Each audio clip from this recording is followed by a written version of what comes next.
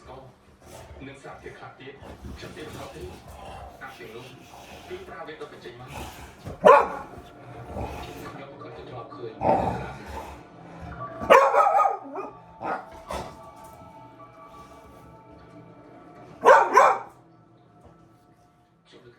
គឺក្រានរបស់ទូទៅជួ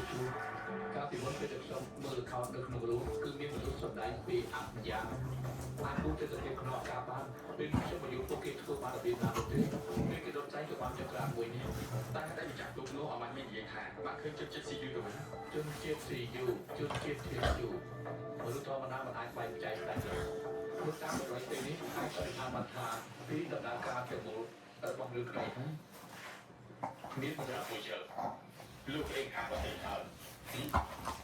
លោកនៅដំណាក់របស់តើធ្វើការបែបនេះដែរចាំបាច់លោកមកដល់ថាទេលោកនិយាយថាមើលលោកនិយាយចុះមានប្រាវិធីរបស់ជនជាតិជួមកបង្កើតប្រយោជន៍ផ្សេងៗពួកគេបានដាក់ចក្រានក្នុងទូកមេហើយរងចាំទូកម្ដងប្រងទៀតហើយក៏ទៅចេញទៅតាមការក្រោយមកទូកមេក្រោមការបិទបាំងរបស់ផ្សេងអាត្រូវបានអត់ចូលក្នុងទូកដែលមានទូពីរនេះ